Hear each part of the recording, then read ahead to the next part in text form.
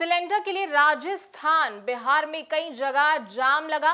देश भर में सुबह से लाइनें लगी और 1950 वाला घरेलू गैस सिलेंडर ब्लैक में 3500 का मिल रहा है। अगर ऐसा कहूं तो आप मानेंगे, बल्कि आप में से ऐसे बहुत सारे लोग होंगे जो अपने आसपास ऐसा होते हुए देख भी रहे होंगे। मैं हूं छाया गनौली और आप देख रहे हैं India news. What's behind India's LPG shortage? Bharat में एलपीजी की कमी के पीछे आखिर क्या कारण है? अमेरिका, इजराइल की ईरान से जंग की वजह से देश में एलपीजी संकट बढ़ चुका है। मध्य प्रदेश, उत्तर प्रदेश, पंजाब, चंडीगढ़, हरियाणा, राजस्थान सहित अन्य राज्यों में सिलेंडर के लिए सुबह से ही गैस एजेंसियों और गोदामों के बाहर लाइनें लगी हुई हैं। और ये लाइनें कोई छोटी मोटी लाइनें नहीं है, ये बहुत बड़ी बड़ी लाइनें हैं, जिससे ये संकट साफ दिखाई देता है जो बना हुआ है। और एलपीजी संकट के कारण गैस सिलेंडर की जितनी भी काला बाजारी है वो भी बढ़ गई है। 1900 यानी कि अपने आप में आप सोचिए कि ये कितना बड़ा आंकड़ा हो जाता है। यानी कि 950 रुपए में आने वाला घरेलू सिलेंडर 3500 रुपए तक बढ़ चुका है। और 2000 रुपए के जितने भी कमर्शियल सिलेंडर्स हैं वो ब्लैक में 5000 रुपए में बेचे जा रहे हैं। ये अपने आप में बहुत ही बड़ा एक कह सकते हैं कि जो ये वैल्यूएशन बढ़ी है वो काफी ज्यादा है। लखनऊ में रिजॉर्ट से 88 सिलेंडर्स जब्त किए गए हैं। कानपुर में जितनी भी एजेंसियां हैं उन पर हंगामा हुआ जो कि देखने को मिला। अब यहां पर राजस्थान की बात करें तो एलपीजी के बाद अब सीएनजी के लिए भी लाइनें लगी हुई हैं। बिहार में बात करें तो पटना में सुबह 4 बजे से लंबी लाइनें लगी हुई हैं।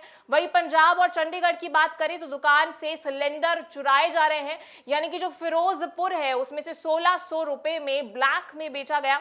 और पंजाब चंडीगढ़ में गैस संकट अब भी बरकरार बना हुआ है। वही बरनाला की बात कर ले तो वहां पर बस स्टैंड के पास एक चाय विक्रेता थे जो ठेला लगाते हैं और सिलेंडर वहां से चुरा लिया गया। और पीड़ित बनवारी लाल ने बताया है, यानी कि वो वहीं पर थे और उन्होंने बताया कि 1 मिनट के लिए वो चाय के ठेले से सिलेंडर रखकर पास की दुकान पर चाय देने गए थे।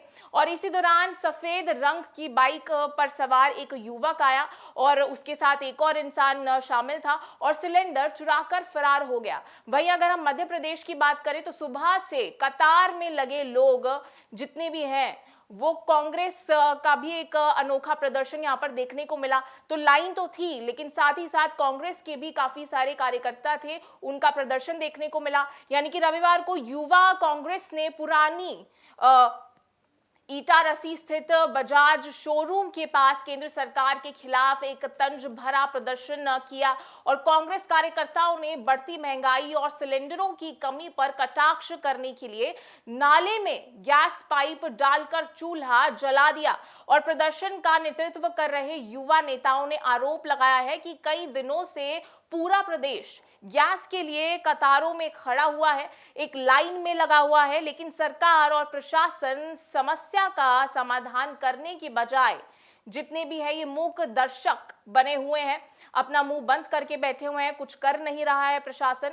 और प्रदर्शन का नेतृत्व कर रहे युवा नेताओं ने आरोप लगाया है कि कई दिनों से पूरा प्रदेश जो है, और आप यही कहिए पूरा देश जो है वो गैस के लिए कतारों में खड़ा हुआ है, लेकिन सरकार और प्रशासन समस्या का समाधान नहीं कर रही है और वो बस खड़ी हुई है। वही बात कर ले हरियाणा की तो गैस के बाद पेट्रोल डीजल की सप्लाई पर नजर है। यानी कि हरियाणा में गैस सिलेंडर की किल्लत के बीच अचानक अब डीजल की डिमांड बढ़ गई है। आपने बिल्कुल ठीक सुना, पेट्रोल पंप पर और डीजल की जितनी भी सेल रूटीन है उससे ज्यादा हो गई है। यानी कि ये अपने आप में एक बड़ी बात हो जाती है। और जितने भी लोग हैं जरूरत से ज्यादा डीजल स्टॉक कर रहे हैं और स्थिति को देखते हुए प्रशासन ने पेट्रोल डीजल की आपूर्ति पर नजर रखना शुरू कर दिया है। वहीं पीएनजी कनेक्शन की बात करें तो पीएनजी कनेक्शन वालों को नहीं मिलेगा एलपीजी सिलेंडर। आपने बिल्कुल ठीक सुना, अगर आपके घर में पीएनजी है और आपका पीएनजी कनेक्शन है तो अब आपको अपना एलपीजी सिलेंडर को सरेंडर करना होगा। आपने बिल्कुल ठीक सुना। देश में गहराते गैस संकट के बीच पेट्रोलियम मंत्रालय ने सप्लाई के नियमों में बड़ा बदलाव किया है।